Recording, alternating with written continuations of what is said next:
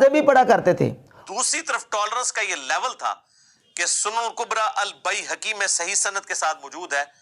کہ عبداللہ بن عمر، وہی عبداللہ بن عمر جو ان کو بدترین مخلوق سمجھتے تھے، وہ ان کے سلام کا جواب بھی، خوارج کے سلام کا جواب بھی دیتے تھے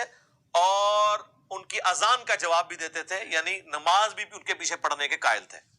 اور وہ روایت پیش کی ہے السنن الکبریٰ للبیہقی سے، جو کہ اشد ترین ضعیف روایت ہے، بالکل و قطعاً کسی صورت میں صحیح ثابت نہیں ہو سکتی۔ انشاءاللہ اس روایت پر بھی ہم بات کریں گے، اور خوارج کے حوالے سے جو رسول اللہ صلی اللہ تعالیٰ علیہ وآلہ وسلم کی تعلیمات ہیں ان کو بھی انشاءاللہ احادیث کی روشنی میں بیان کریں گے کہ خارجیوں کے حوالے سے رسول کریم صلی اللہ تعالیٰ علیہ وآلہ وسلم نے اپنی امت کو کس قدر متنبع کیا اور ان کی کس قدر شدید حضور نے مذمت بیان فرمائی ہے۔ اب یہ کہتا ہے دیکھیں جی، ایک طرف عبداللہ بن عمر رضی اللہ تعالیٰ عنہ جو ہے وہ خارجیوں کو اللہ کی مخلوق میں سے بدترین مخلوق کہتے تھے، اور دوسری طرف ٹالرنس کا یہ عالم تھا کہ ان کے پیچھے نمازیں بھی پڑھتے تھے، اور اب یہ سہارا لے رہے ہیں ایک اشد ترین ضعیف روایت کا، جو کہ السنن الکبریٰ بیہقی میں اس سند کے ساتھ موجود ہے کہ جس میں یونس بن عبید نافع سے روایت کرتے ہیں اور نافع حضرت عبداللہ ابن عمر رضی اللہ تعالیٰ عنہ سے روایت کرتے ہیں۔ اب ہم دیکھتے ہیں کہ یونس بن عبید، ان کا سٹیٹس اور ان کا جو مرتبہ وہ کیا ہے۔ تو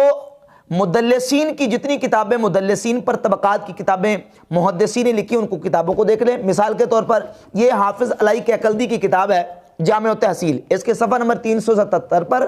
حافظ علی کیکلدی نے اپنی اس کتاب میں یونس بن عبید کو مدلسین کی فہرست میں شامل کیا ہے۔ اور یہ مرزا کے بابا حافظ زبیر علی زئی کی کتاب الفتح المبین، اس کے صفحہ نمبر 48 پر زبیر علی زئی نے یونس بن عبید کو طبقہ ثالثہ کا، یعنی تیسرے طبقے کا مدلس قرار دیا ہے۔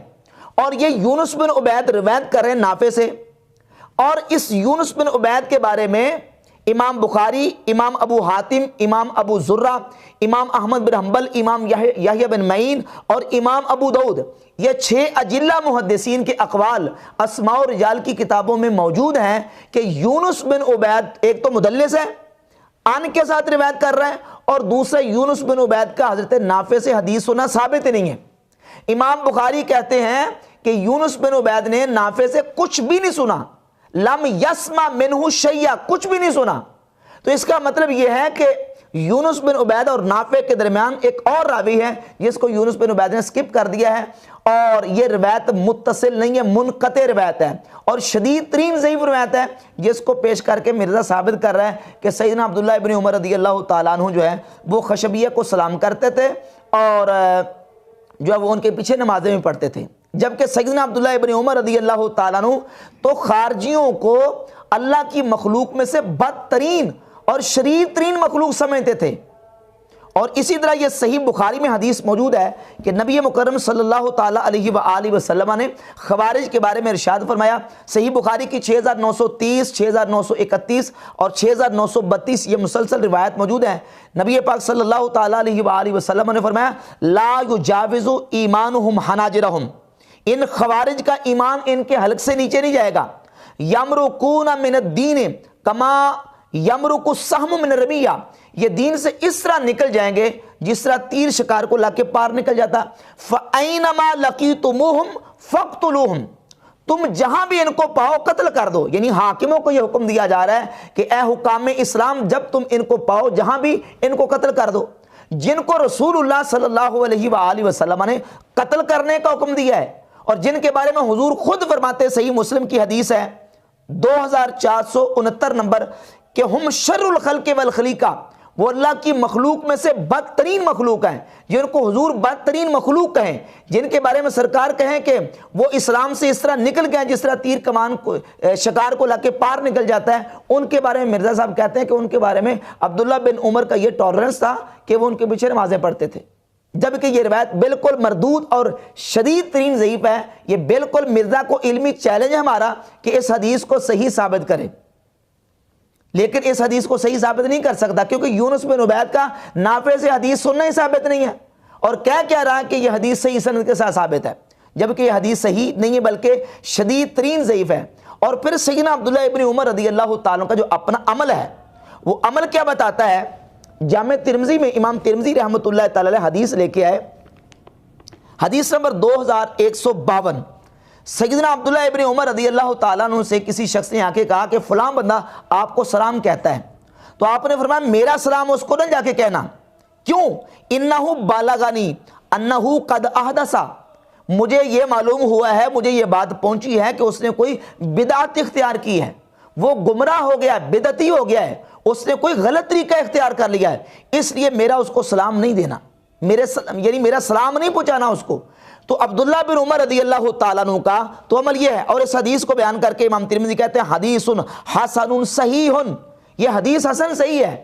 حسن صحیح حدیث سے ثابت ہے کہ عبداللہ بن عمر تو بدعتی کو سلام کرنا گوارا نہیں کرتے تھے، اور یہ کہہ رہا ہے کہ خارجیوں کے پیچھے نمازیں پڑھتے تھے۔ اور وہ خوارج جن کے بارے میں رسول اللہ صلی اللہ تعالیٰ علیہ وسلم نے فرمایا کہ یہ اللہ کی مخلوق میں سے بدترین مخلوق ہے، اگر وہ اتنے ہی صحیح العقیدہ یا اتنے ہی وہ بڑے معتبر اور معتمد تھے تو ان کو کیا کہا جا رہا ہے؟ ان کو اللہ کی مخلوق میں سے بدترین مخلوق کہا جا رہا ہے۔ اور حافظ ابن حجر اسقلانی نے ان حدیث کی شرح کرتے ہوئے فتح الباری کی 12ویں جلد میں یہ تشریح کرتے ہوئے لکھا ہے کہ اللہ کی مخلوق میں سے بدترین مخلوق کون ہے؟ کافر ہی ہیں۔ تو لہذا خوارج جو ہیں ان کو صحابہ کرام رضی اللہ تعالیٰ عنہ کافر سمجھتے تھے۔ سنن ابن ماجہ کی حدیث نمبر 176 ہے، سیدنا ابو امامہ باہلی رضی اللہ تعالیٰ عنہ سے مروی ہے کہ جس وقت خوارج کو قتل کر کے ان کے سروں کو لٹکایا گیا تو سیدنا ابو امامہ باہلی رضی اللہ تعالیٰ نے دیکھا ان کے کٹے ہوئے سروں کو لٹکتے، تو فرمایا یہ آسمان کے نیچے بدترین مخلوق ہیں جن کو قتل کیا گیا ہے، اور وہ لوگ بہترین ہیں جنہوں نے ان خارجیوں کو قتل کیا ہے۔ کلاب و اہل النار، یہ جہنمیوں کے کتے ہیں خارجی جن کو قتل کیا گیا ہے۔ قد کانوا ہؤلاء مسلمین فصاروا کفارا، یہ پہلے مسلمان تھے پس بعد میں یہ کافر ہو گئے۔ اور اس حدیث کو البانی نے، ناصر الدین البانی مرزا کے آئنسٹائن نے لکھا ہے حسن صحیح، یہ حدیث حسن صحیح ہے۔ سنن ابن ماجہ کی 176 نمبر حدیث، جس میں ابو امامہ باہلی رضی اللہ تعالیٰ عنہ خارجیوں کے بارے میں اپنا تبصرہ اور کمنٹس دے رہے ہیں کہ خوارج جو ہیں وہ اللہ کی مخلوق میں سے بدترین مخلوق ہیں، جہنم کے کتے ہیں، اور یہ پہلے مسلمان تھے بعد میں کافر ہو گئے۔ اسی طرح جو صحیح بخاری میں حدیث آئی ہے،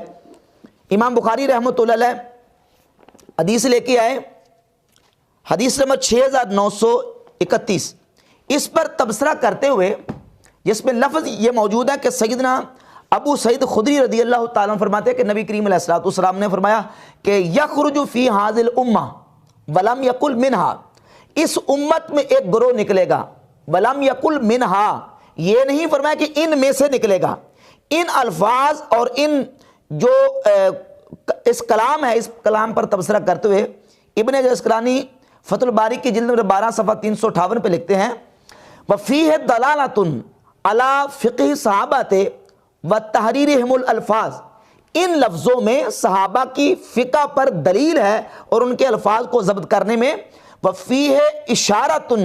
من ابی سعید الی تکفیر الخوارج، ان لفظوں میں اشارہ ہے کہ سیدنا ابو سعید خدری رضی اللہ تعالیٰ عنہ خوارج کی تکفیر کرتے تھے۔ وَأَنَّهُمْ مِنْ غَيْرِ هَذِهِ الْأُمَّةِ، اور ان کا نظریہ یہ تھا کہ یہ اس امت میں داخل نہیں ہے۔ اب خوارج کی تکفیر کرتے تھے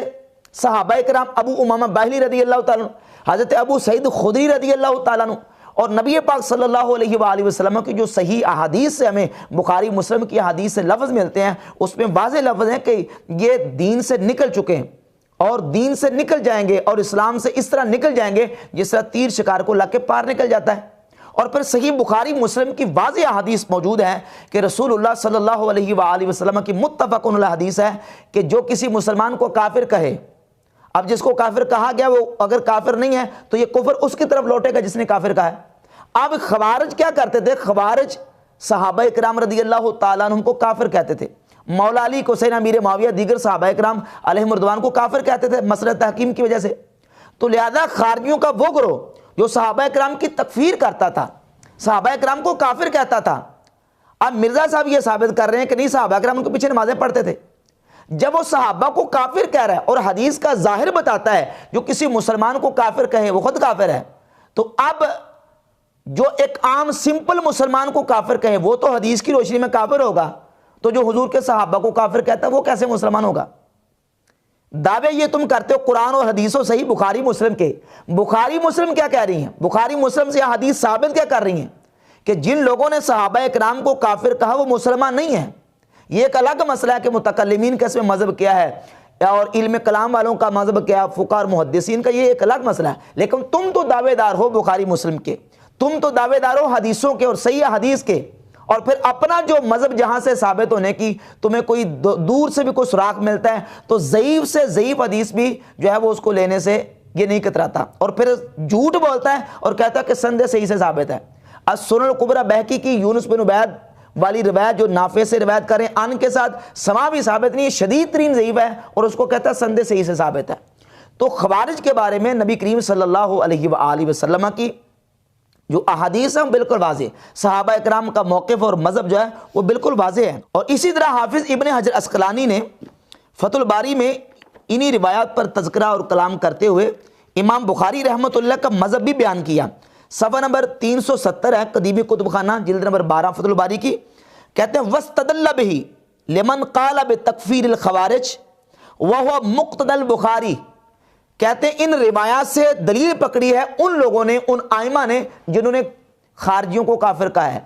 اور وہ مقتضى البخاری، اور یہی بخاری امام بخاری رحمۃ اللہ کا تقاضا ہے حیث قارنہم بالملحدین، کہ جب انہوں نے خارجیوں کا ذکر کیا ہے تو خارجیوں کو ملحدین کے ساتھ ذکر کیا ہے. وَأَفْرَدَ عَنْهُمُ الْمُتَأَوِّلِينَ، اور متأولین کا الگ سے ترجمہ قائم کر کے ان کو الگ سے ذکر کیا ہے، اور خوارج کا جہاں ذکر کیا ہے ان کو ملحدین کے ساتھ ذکر کیا ہے. اور لکھتے ہیں وَهُوَ عِنْدِي احتجاج صحیح، فرماتے ہیں انہی دلائل سے میں بھی دلیل پکڑنا صحیح قرار دیتا ہوں، لہذا میرے نزدیک بھی خوارج جو ہیں وہ کافر ہیں. تو ائمہ محدثین کی ایک بہت بڑی تعداد ہے جو خوارج کو کافر قرار دیتی ہے. صحابہ اکرام علیہم رضوان خوارج کو کافر قرار دیتے تھے. ہاں وہ خوارج جو صحابہ اکرام کی تکفیر نہیں کرتے تھے، جس طرح عامر بن نجدہ الحروری، وہ خارجی تھا لیکن تکفیری نہیں تھا. تو چونکہ وہ مکفر نہیں تھا، تکفیری نہیں تھا، اس لیے اس کی بدعت دالہ اور گمراہی والی بدعت تھی، اس کی بدعت جو ہے وہ بدعت مکفرہ نہیں تھی. تو جو بدعت مفسقہ کا قائل ہو، اگر وہ ظالم بادشاہ یا ظلمن کسی جگہ پہ امام منتخب ہو جائے تو ایسے بدعتی کے پیچھے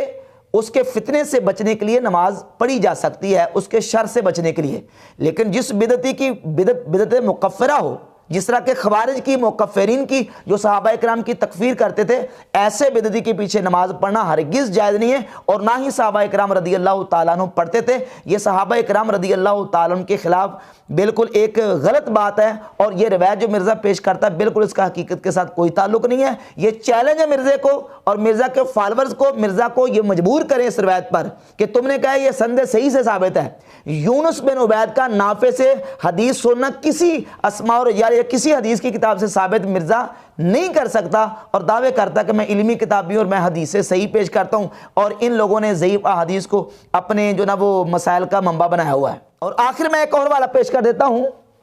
امام بخاری رحمۃ اللہ کا. یہ کتاب ہے امام بخاری کی خلق و افعال العباد. اس کے صفحہ نمبر 11 پر امام بخاری رحمۃ اللہ علیہ نے امام احمد بن حنبل رحمۃ اللہ سے نقل کیا ہے. قال ابو عبداللہ، امام احمد بن حنبل فرماتے ہیں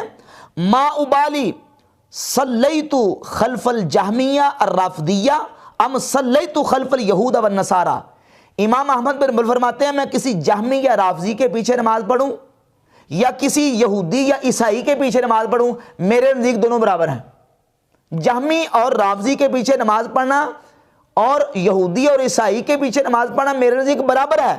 ولا یسلم علیہم، فرماتے ہیں ایسے بد مذہب و بد عقیدہ کو سلام بھی نہ کیا جائے. ولا یعادون، بیمار ہو جائے تو عیادت نہ کی جائے. ولا یناکحون، ان کے ساتھ نکاح نہ کیا جائے. ولا یشہدون، ان کے ساتھ نماز جنازہ میں شریک نہ ہوا جائے. ولا توکل ذبائحہم، اور ان کا ذبیحہ نہ کھایا جائے. یہ امام بخاری کا، امام احمد بن حنبل رحمۃ اللہ کا موقف ہے، جن کے یہ دعوے کرتا کہ میرے وہ امام ہیں اور میرے وہ بابے ہیں، اور میں پہلوں کو مانتا ہوں اور درمیان والوں کو نہیں مانتا، اس طرح کر کے جو اس طرح کے چلتر چلاتا ہے. امام بخاری رحمۃ اللہ نے واضح طور پر اپنی کتاب خلق و افعال العباد کے صفحہ نمبر 11 پر اور روایت کا نمبر 40 ہے، یہ بات کو بیان کر کے واضح کر دیا کہ جو بدعتی اور گمراہ اس طرح کا جس کی کفر تک بدعت پہنچی ہوئی ہے اس کے پیچھے نماز ہرگز درست